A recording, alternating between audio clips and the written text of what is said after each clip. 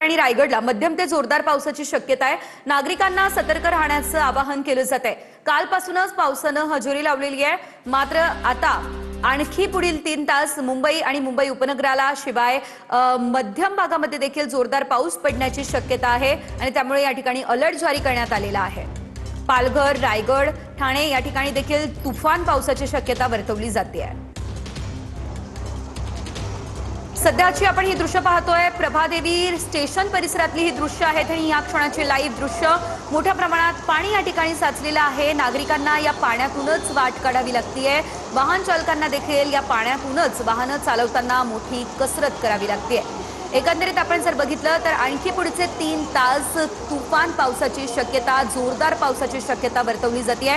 मध्यम ते जोरदार पाऊस होणार असा अंदाज आहे आणि मुंबईमध्ये मात्र पावसाची कालपासून संततधार सुरूच आहे आणि त्यामुळे अनेक ठिकाणी सखल भागामध्ये पाणी साचलेले आहे। स्टेशन परिसरामध्ये पाणी साचलेलं आहे।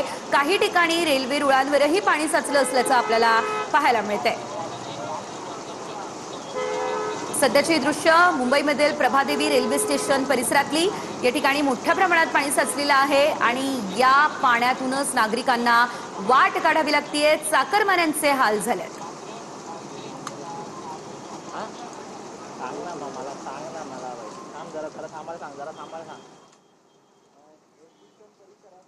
प्रमाणात पाऊस पडतोय आणि आता पुन्हा एकदा मुसळधार पावसाला सुरुवात जी आहे ते मुंबईमध्ये झालेली आहे। गेल्या 1 तासापासून पावसानं थोडी विश्रांती घेतली होती, मात्र आता पुन्हा एल्फिस्टन परिसर आणि संपूर्ण दादर परिसरामध्ये आणि मुंबई शहर उपनगरामध्ये मोठ्या प्रमाणात पावसानं सुरुवात केलेली आहे। सकाळपासून आपण पाहतोय की मुंबईमध्ये मुसळधार पावसाला सुरुवात झाली होती आणि मुसळधार पावसाला सुरुवात झाल्यानंतर सकल भागांमध्ये पाणी साचलं होतं आणि या सकल भागांमध्ये पाणी साचल्यानंतर थोडीफार पावसानं विश्रांती जी आहे ती विश्रांती घेतली होती, मात्र त्यानंतर पुन्हा एकदा आता मुसळधार पावसाला सुरुवात झालेली आहे आणि पुढील 2 ते 3 तास असाच पाऊस राहील असा अंदाज हवामान विभागाच्या वतीनं वर्तवण्यात आलेला आहे। सकल भागांमध्ये पाणी साचल्यानंतर खरं तर थोडाफार पावसाने विश्रांती घेतली होती आणि त्यामुळे पाण्याचा निचरा जो आहे तो निचरा व्यवस्थित होत असल्याचं चित्र मुंबईमध्ये सध्या पाहायला मिळत होतं, मात्र पुन्हा एकदा मुसळधार पावसाला सुरुवात झालेली आहे आणि गेल्या 1.5 तासांपासून आपण प्रभादेवी स्थानकाच्या बाहेरचं जे चित्र दाखवतोय ते तसंच्या तसंच असल्याचं अजून देखील आपल्याला पाहायला मिळतंय।